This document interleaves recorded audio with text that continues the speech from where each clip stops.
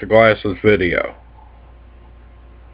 And what it was, the Atlanta race had rained out and everything run on Monday the 20th. 2 races, which put us out in rush hour traffic around 5 o'clock. Hell, it takes me approximately 7.5 to 8 hours to get home from Atlanta. If we come home at night, we would do it non-stop. Stop once for gas and change drivers. Once leaving the track for a little something to eat we'd take with us. So it took 5 hours to get to Chattanooga. So instead of getting home at 12, 1 o'clock like usual, our original plan was to come home Monday anyway after they run both races.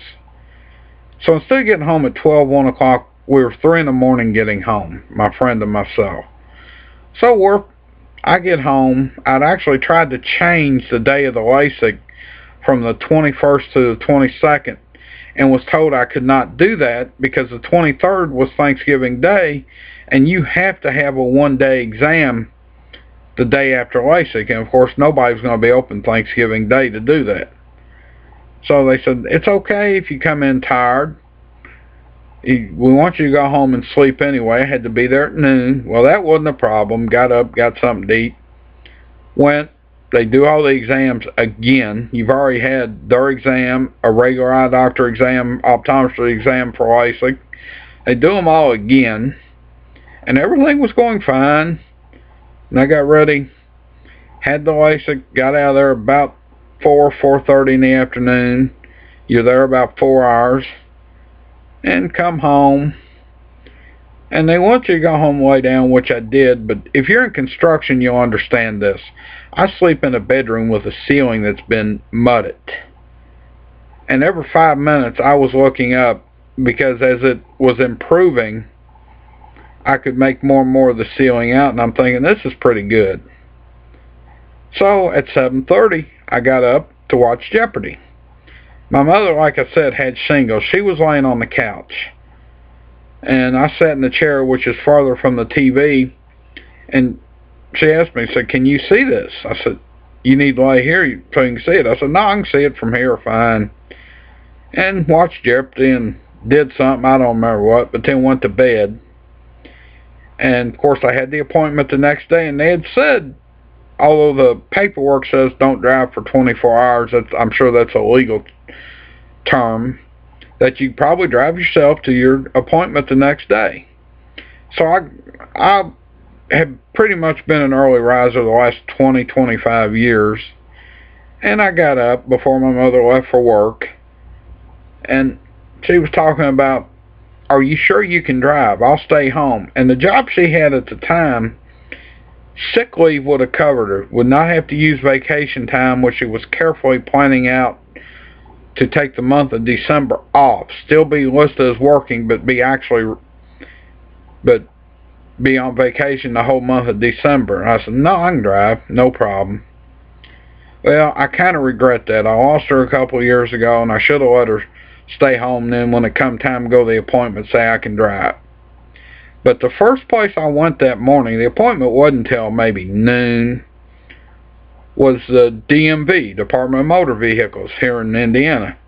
And I went in there, and when they opened, they said, well, everybody's by themselves. We got more employees in here than we got people at the door. Just find somebody and tell them what you need. So I deliberately went to one where they had the eye test. And I told them, I'd already checked this, that you could get an amended license in this case.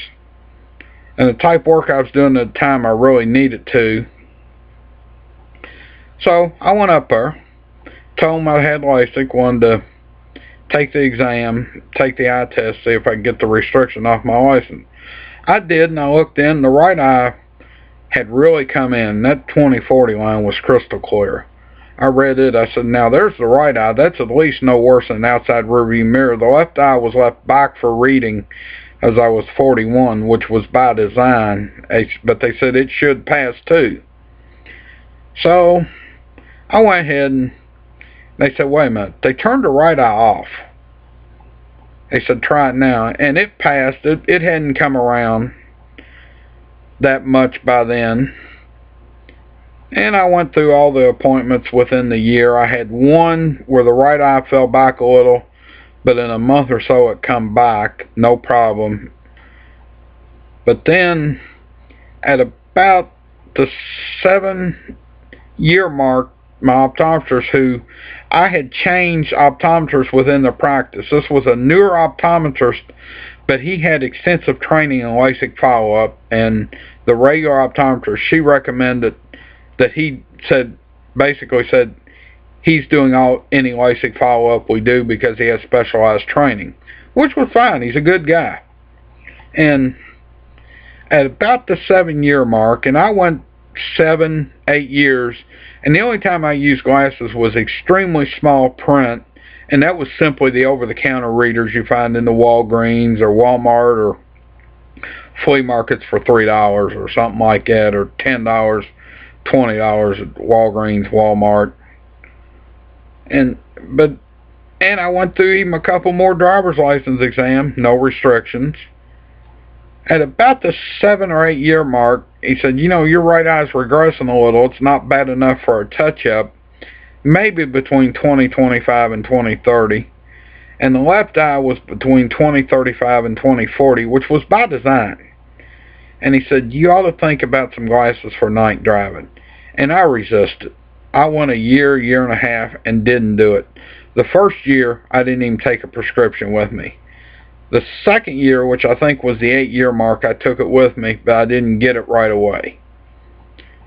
So I finally went ahead, but I got to thinking.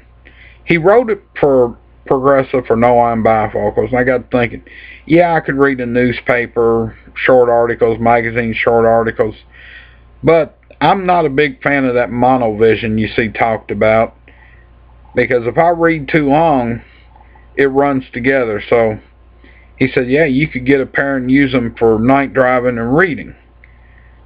Well, I went ahead and got a pair, and I found myself wearing them more and more because it's just comfortable. I mean, even watching TV. And it's just more comfortable. Plus, if you pick something up, and like I say, I got where I'd almost quit reading books. And I used to read a lot of books. So once I got the new glasses, I got back into that quite a bit. And it worked out, although you kind of feel like, was it really worth spending $3,800? It was supposed to be $4,100, and I had a $300 coupon. Yeah, although I wasn't as bad as some people say they were a -5 or -8. I was only about a -2. So I could function. Legally, I couldn't drive without them before, but without the glasses before. But if I had to, I could. But I was not one. I mean, I feel for these, especially these younger guys and gals that, I mean, literally, if they get up through the night to go to the bathroom, they have to put their glasses on. I was never at that point. You got to feel for them people.